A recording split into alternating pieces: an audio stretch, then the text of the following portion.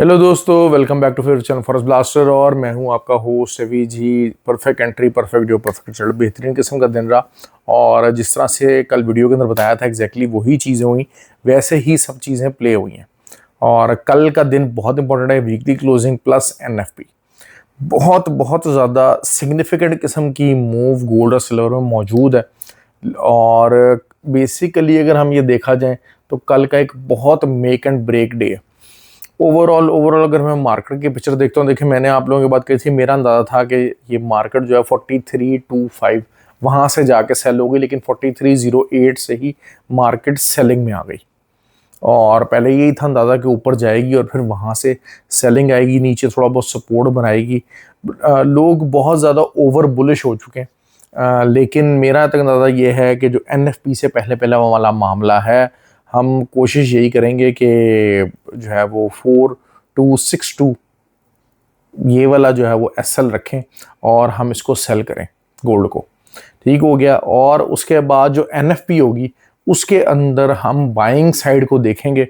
लेकिन मुझे इस वीक 4325 या 4308 4300 के ऊपर क्लोजिंग नज़र नहीं आ रही। और अगर ये क्लोजिंग ऊपर नहीं होती है 4300 के, अगर ये नहीं होती है तो this will become going into the bearish trajectory. और दोबारा से आपको बहुत जल्द जो है वो मार्केट शायद 4115 4110 यहाँ तक जो है वो नज़र आ जाएगी। इसी तरह अगर हम सिल्वर की बात करते हैं, सिल्वर जो है मेरा अंदाज़ा था कि 63.35 यहाँ तक मार्केट जो वो जाएगी, लेकिन वही चीज़ है कि 63 के आसपास गई और मार्केट वहाँ से रिजेक्ट हो गई और अच्छी खासी रिजेक्शन पकड़ी हुई है। और अभी भी जो है वो 61.75 एक तगड़ी रेजिस्टेंस बनी हुई है। इसके ऊपर का देंगे और सेल करेंगे। अर्ली मॉर्निंग जो लोग जाग रहे हैं उनके लिए बेहतरीन ट्रेड्स मैंने आप लोगों को बता दिए। ऑयल की बात करते हैं तो ऑयल 79.5 का एसएल आप दे दीजिए और सेलिंग कीजिए, अपना रिस्क मैनेजमेंट उसके हिसाब से कर लीजिएगा। अच्छा जी, ग्रुप के अंदर जो है वो आप देखें मेरी एक क्लियर डायरेक्शन होती है।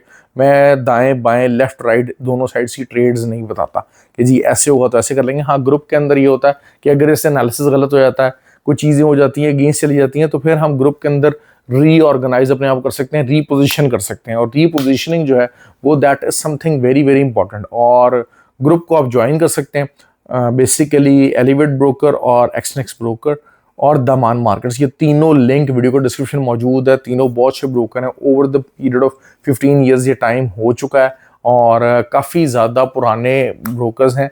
और असल चीज़ ये होती है कि आप बहुत ज़्यादा प्रॉफिट बना लें तो आपका प्रॉफिट नहीं रोका जाता। That is always the key. दूसरा, इंशाल्लाह 20 अगस्त को ऑनलाइन और फिजिकल क्लासेस लाहौर के अंदर दोनों जो हैं वो स्टार्ट होने जा रही हैं।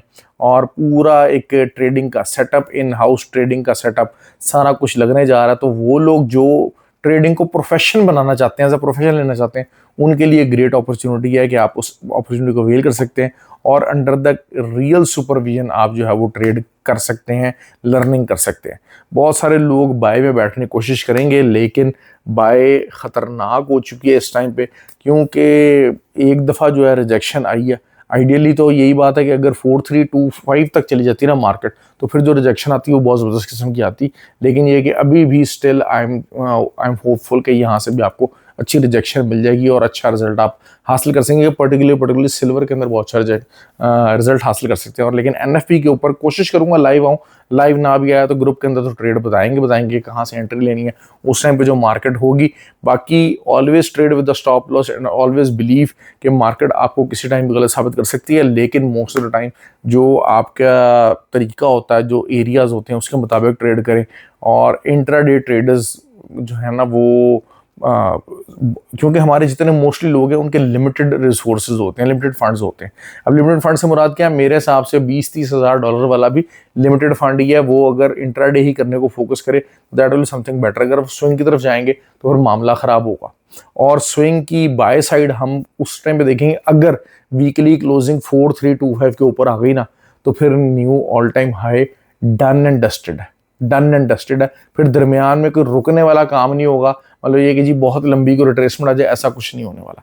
लेकिन मुझे ये अंदाज़ा लगता है कि ये वाला एरिया होल्ड करेगा और मार्केट दोबारा से जिस तरीके से मैंने प्रिज्यूम किया हुआ है कि मार्केट एक दफ़ा दोबारा 3300 तक जाएगी, तो दिस इज गोना हैपन, लेकिन इट मे टेक टाइम। ख्याल रखें अपना, have a good day and thank you very much.